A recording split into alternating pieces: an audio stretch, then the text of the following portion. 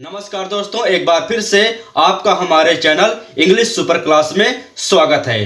दोस्तों, आज इस वीडियो में हम सीखेंगे फ्रॉम, ऑफ और सिंस। इन तीनों प्रीपोजिशन का अच्छे से गहराई से स्टडी करने जा रहे हैं, क्योंकि इन तीनों ही प्रीपोजिशंस का मतलब से होता है। तो से के अर्थ में इन तीनों का यूज कैसे करते हैं और कहां कहां यूज में आता है, और इस वीडियो को देखने के बाद आपके मन से इन तीनों को लेकर जो भी कंफ्यूजन्स है वो दूर हो जाएंगी। वीडियो में अंत तक बने रहें ताकि आपको कंप्लीट नॉलेज मिल सके। तो चलिए शुरुआत करते हैं इस इंटरेस्टिंग एंड नॉलेजेबल टॉपिक की। तो आज का हमारा टॉपिक है प्रीपोजिशंस। जैसा कि आपने पिछली वीडियो में देखा, मैंने उस वीडियो में प्रीपोजिशंस के प्रकार और उसकी परिभाषा को अच्छे से डिटेल में समझा था, और हमने उस वीडियो में यह भी सीखा था कि प्रीपोजिशन किस तरह यूज में आता है। और मैंने आपसे कहा था कि आने वाली वीडियो में हम फ्रॉम, ऑफ और सिंस इन तीनों प्रीपोजिशंस के बारे में अच्छे से स्टडी करेंगे। फ्रॉम जिसका मतलब होता है से, उसी तरह off, O double F, off का मतलब भी होता है से। इसी तरह सिंस, SINCE, सिंस का मतलब भी होता है से। अब इन तीनों ही शब्दों का मतलब से होता है। पहले हम उठाते हैं फ्रॉम को।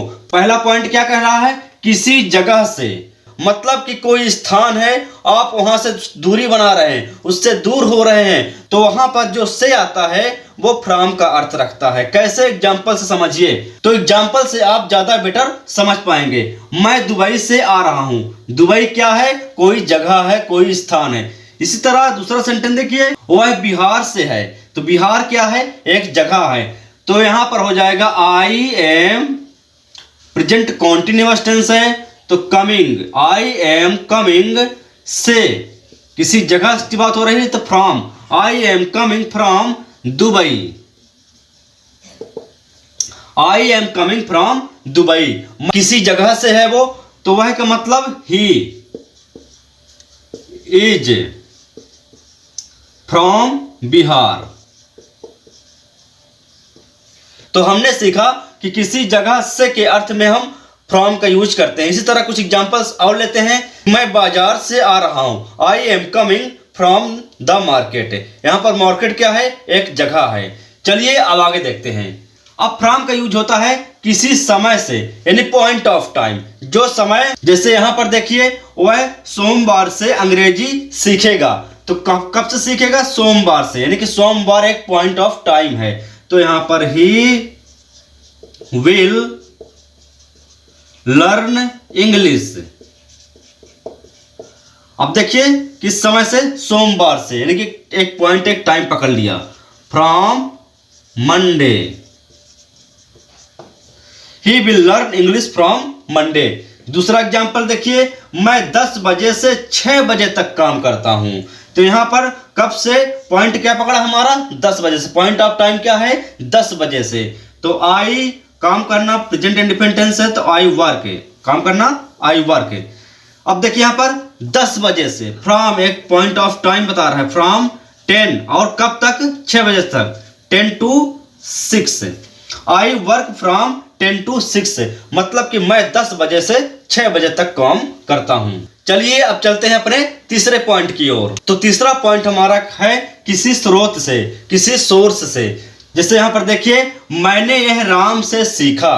मेरे सीखने का स्रोत क्या है? राम। तो मैंने यह राम से सीखा।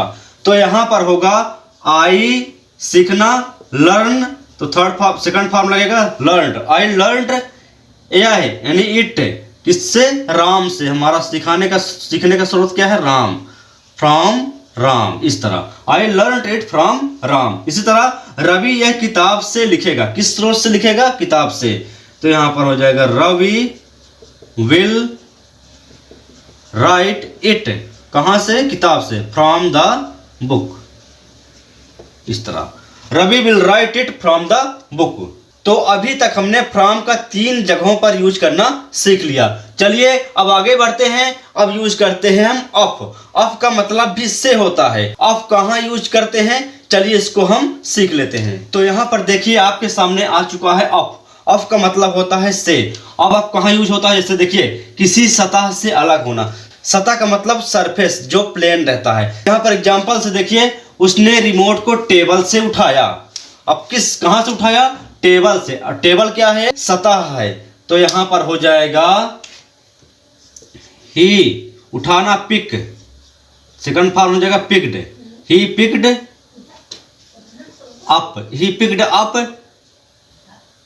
The remote of the table.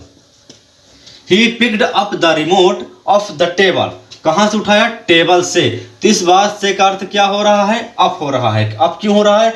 क्योंकि रिमोट कहाँ रखा हुआ था? एक सरफेस के ऊपर रखा हुआ था, और उस सरफेस से जब रिमोट अलग हुआ तो यहाँ पर जो से है, तो से का अर्थ क्या हो रहा है? अप हो रहा है। क्योंकि हमने आपको बताया किसी सतह से अलग होने के अर्थ में अप का यूज करते हैं। जैसे देखिए, कुत्ता छत से कूदा। छत क्या है? एक सतह है। तो यहां पर हो जाएगा dog jumped up the roof. Dog jumped up the roof, यानी कि छत से कूदा, छत की सतह से कूदा। नेक्स्ट देखिए, वह बस से उतर रहा है। ही इज, उतरना होता है गेटिंग अप से, बस की सतह से अलग हो रहा है, getting off the bus. He is getting off the bus. तो यहां पर ऑफ द बस और ऑफ द रूफ और यहां पर ऑफ द टेबल, ये क्या है? एक सतह है और उससे हमारी वस्तु अलग हो रही है।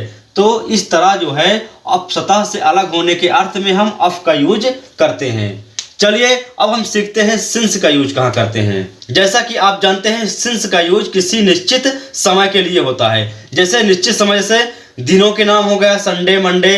इसी तरह वर्ष का नाम हो गया 2001, 2012, इस तरह वर्ष का नाम हो गया। इसी तरह महीने का नाम हो गया जनवरी, फरवरी, 2 बजे से, 3 बजे से, 4 बजे से।